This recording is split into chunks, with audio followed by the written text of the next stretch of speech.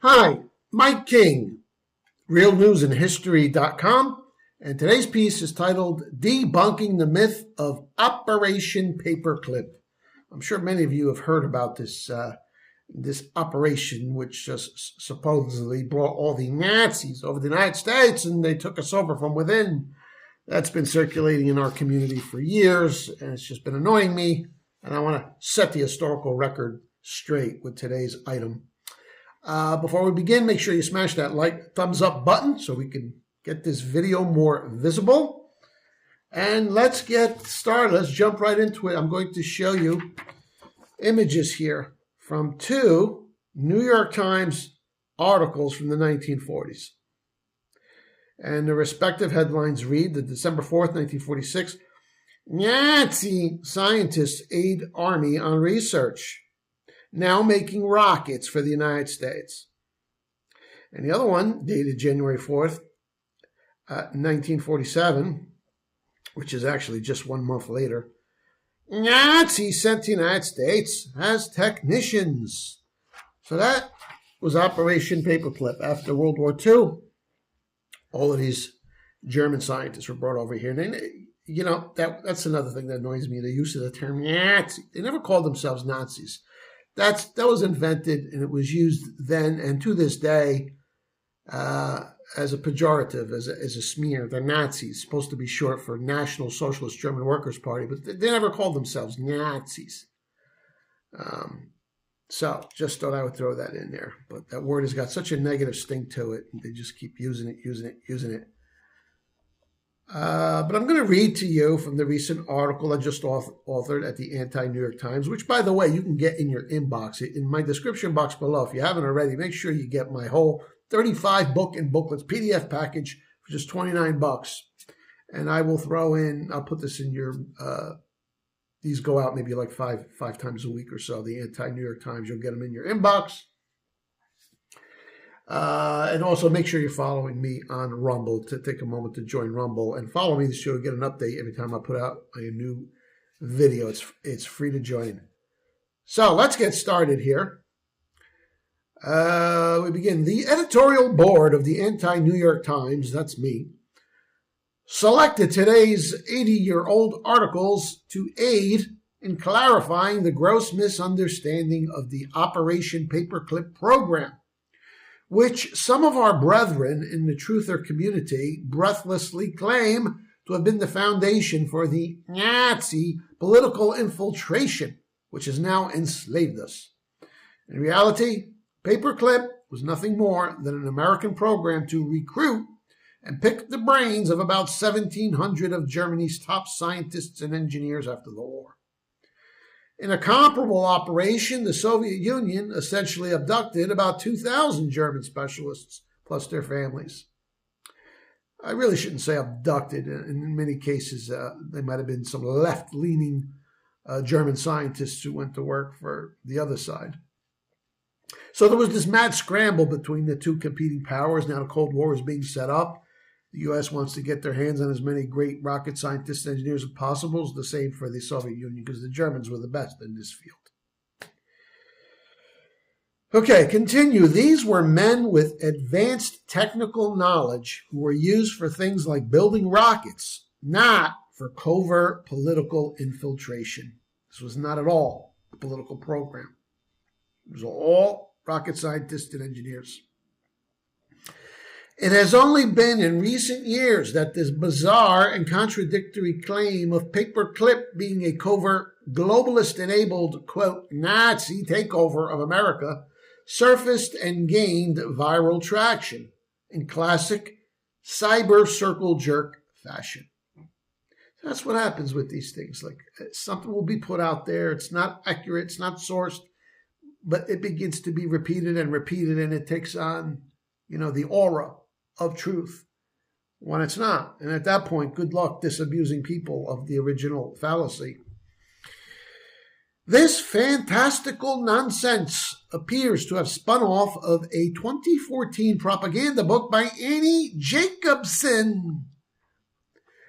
Although she herself, absurd as she is, did not make such an absurd claim.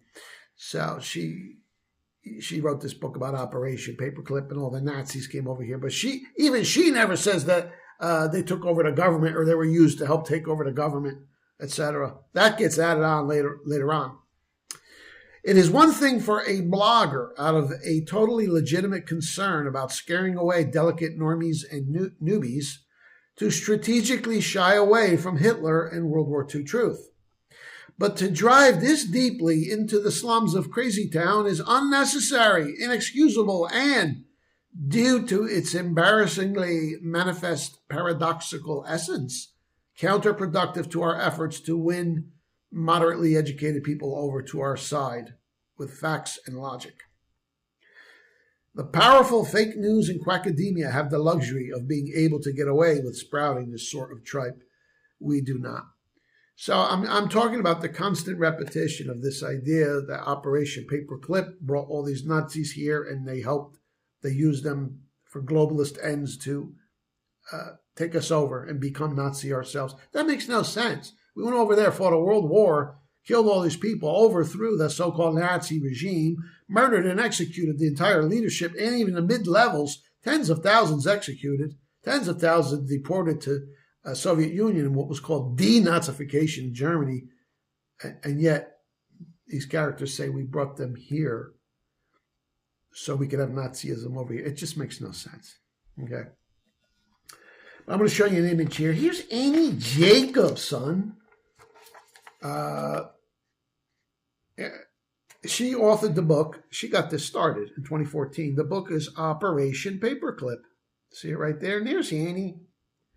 So again, we have a Yenta who's going to school us on the Nazis. Operation Paperclip. It's her book. The Secret Intelligence.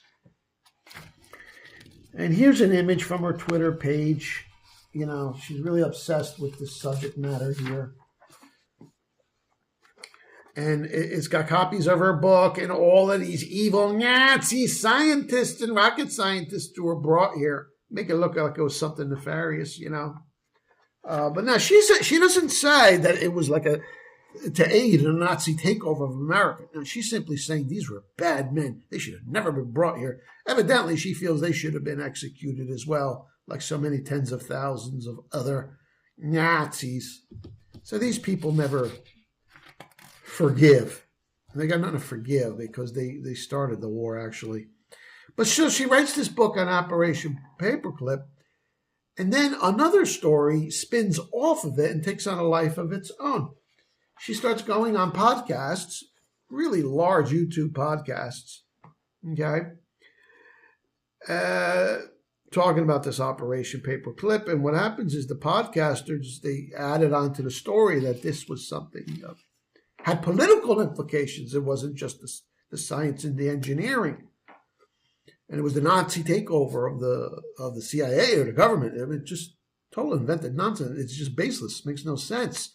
But it took on a life of its own. It gets repeated and repeated and repeated. And now I constantly hear that Operation Paperclip was the bringing of Nazism over here in the United States. It doesn't make any sense. It's baseless. And she herself never even says that in her book, which got this whole thing started. All she's saying is, oh, these were evil Nazi scientists, and we should never have brought them here. Yep, that's how it happens. Things take on a life of their own. Who was it? Was it Mark Twain who said a lie is halfway around the world before the truth even gets out of bed?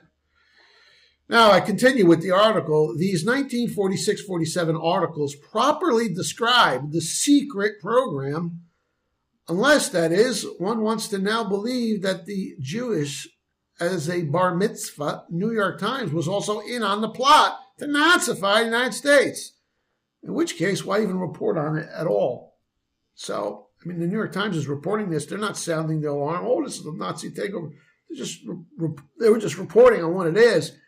But how secret can it be when the Times is actually reporting on it? Okay, prominent articles with pictures. Okay. I mean, it wasn't secret at all. They brought a bunch of rocket scientists over here. So I'm going to read you some excerpts from extracted from these New York Times articles. Quote, more than 80 top-ranking German scientists Among them, some of the aerodynamicists and physicists who helped to design and develop the V-1 and V-2 rockets and the first jet-propelled and rocket-driven fighter planes ever to be in combat are now working in the giant United States Army Air Force Aeronautical Laboratories here, under contract to the government on a project called Operation Paperclip, it was revealed today. It was disclosed in Washington that about 180 other German scientists were working under contract in the southwestern United States, presumably at White Sands, New Mexico. It was indicated that eventually 1,000 of Germany's top flight scientists might be brought to the United States. So where's the secret here?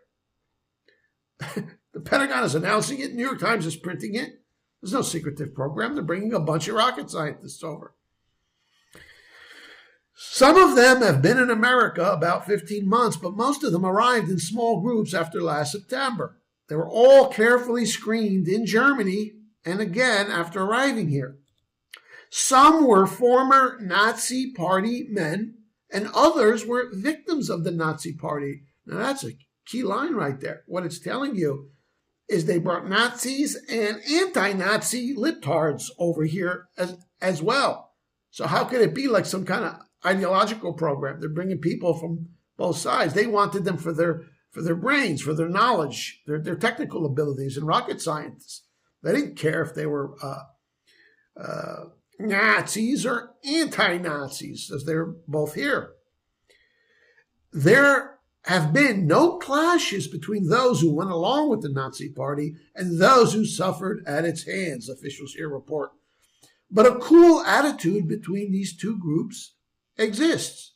So again, how can it be ideological if these guys were divided? Because a lot of scientists tend to be lefties too.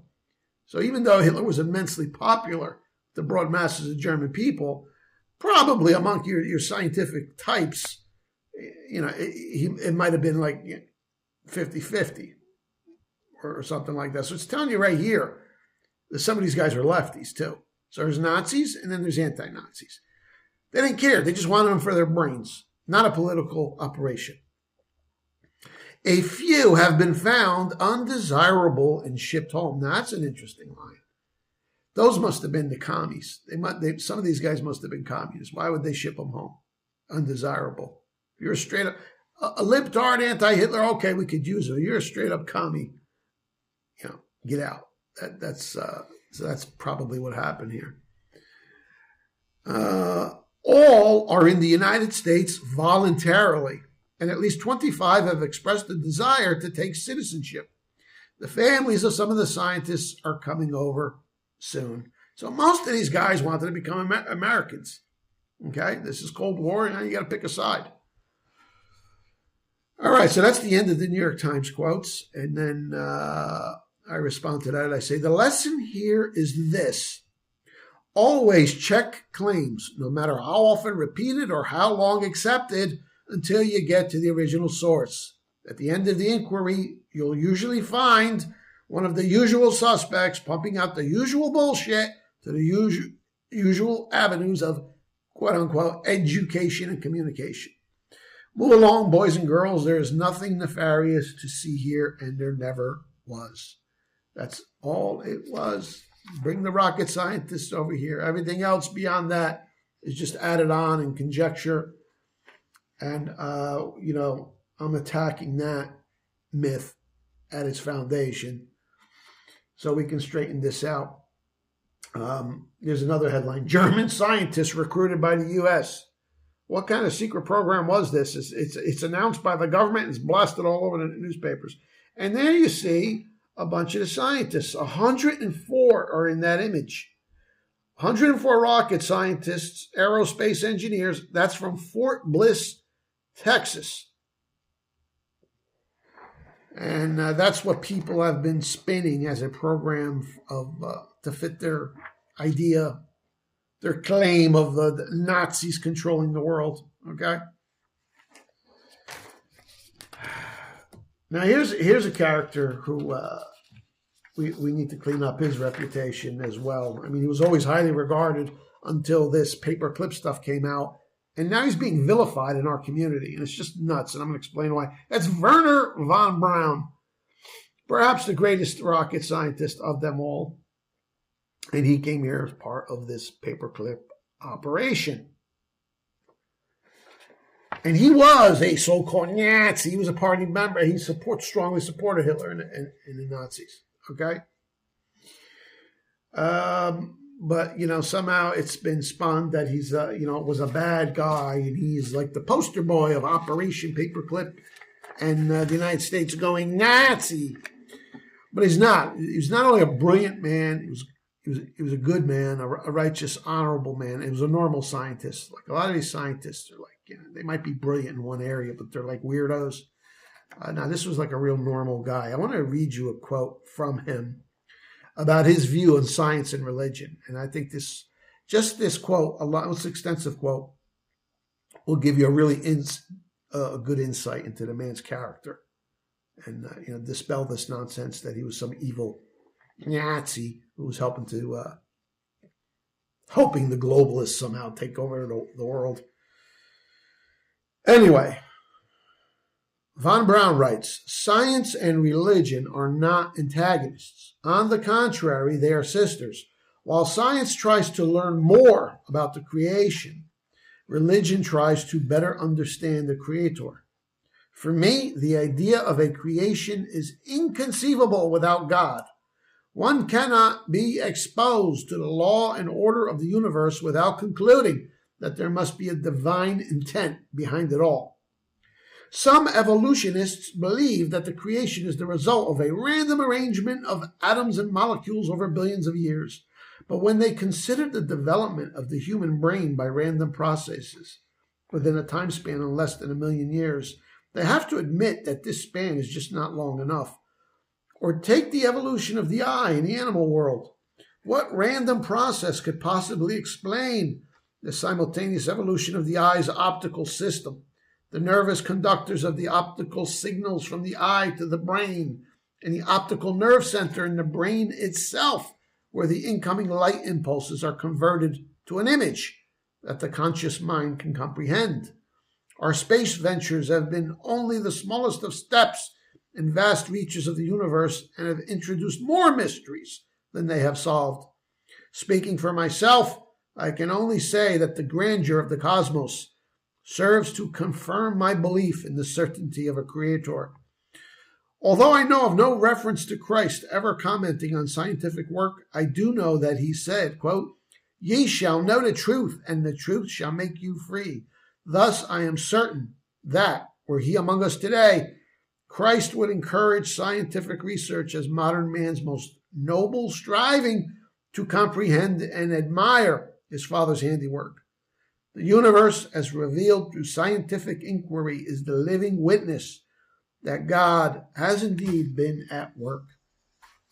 And that's all you need to know about the high character of Wernher von Braun to go along with his scientific genius. So please stop smearing this man as an evil Operation Paperclip Nazi who came here to help the globalists, the very globalists, to destroy Germany. It's just utter nonsense. So I wanted to clear that up. Please share this video because this just keeps coming up, this paperclip stuff. Okay, so that's all I got for today. If you enjoyed this video and my videos in general, buy me a cup of coffee once in a while. I like the higher priced ones, the cappuccinos and the mochas, the lattes. So there's a link below, buymeacoffee.com. Again, or if you don't have it already, the 35 book and booklets PDF package for $29. Follow me on Rumble and have a look at my sponsor, freedomlawschool.org. Show you how to get out of paying income taxes. Everything's in the description box below. Have a closer look at that. And as always, ignore anybody pretending to be me in the comments, offering to sell Nasara, Jasara, or wants you to follow them on Instagram or something. That's not me. Okay, so one more thing. Please make it a point to share these videos. Pass the links around to people. Because a lot of people will say, "Oh, a friend told me about your videos. That's how I found out about you." And that's great. We want to really expand the reach of this site. I'm buying ads now on Twitter. but really nothing can replace word of mouth, because this is kind of a unique message that nobody else is doing, weaving together the history and the news. So I really feel that this website, just for the benefit of people out there looking for the truth, I think is very useful. So please help me to grow in that way as well by sharing the links and my articles. And there's also an Amazon page in the description box below if you want to look at my books in physical format, particularly this one here, The Secret Plan to Save Humanity, about the Q operation. It's also part of the PDF package, but if you like old school booklets, go to my Amazon page. That's also linked below. So that's the end of my commercials and my presentation. I will see you real soon. Thank you.